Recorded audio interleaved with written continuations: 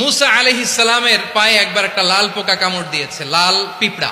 তো উনি রেগে মেগে পাশি দেখে লাল পিঁপড়ার বাসা, পা দিয়ে ডলে মুছে সবগুলো পিঁপড়া মেরে ফেলছে।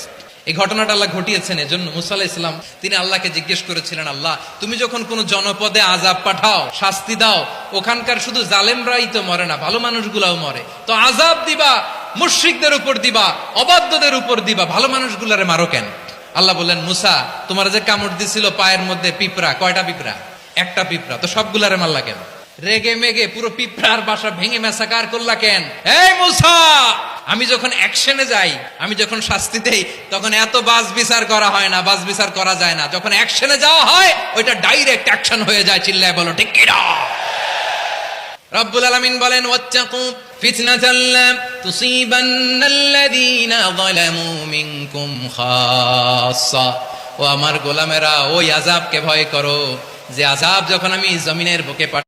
মুসা আলাইহিস সালামের পায়ে একবার একটা লাল পোকা কামড় দিয়েছে, লাল পিঁপড়া। তো উনি রেগে মেগে পাশি দেখে লাল পিঁপড়ার বাসা, পা দিয়ে ডলে মুছে সবগুলো পিঁপড়া মেরে ফেলছে। এই ঘটনাটা আল্লাহ ঘটিয়েছেন এজন্য মুসা আলাইহিস সালাম তিনি আল্লাহকে জিজ্ঞেস করেছিলেন, আল্লাহ তুমি যখন কোন জনপদে আযাব পাঠাও, শাস্তি দাও, ওখানকার শুধু জালেমরাই তো মরে না, ভালো মানুষগুলাও মরে, তো আযাব দিবা মুশরিকদের উপর দিবা, অবাধ্যদের উপর দিবা, ভালো মানুষগুলারে মারো কেন? আল্লাহ বললেন, মুসা তোমার যে কামড় দিছিল পায়ের মধ্যে পিঁপড়া, কয়টা পিঁপড়া? একটা পিঁপড়া, তো সবগুলারে মারলা কেন? রেগে মেগে পুরো পিঁপড়ার বাসা ভেঙে মেসাকার করলা কেন?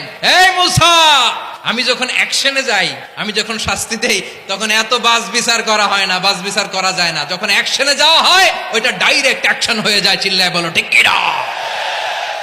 রব্বুল আলামিন বলেন, ওয়াত্তাকু ফিতনাতাল লা তুসিবান্নাল্লাযীনা যালামু মিনকুম খাসসা।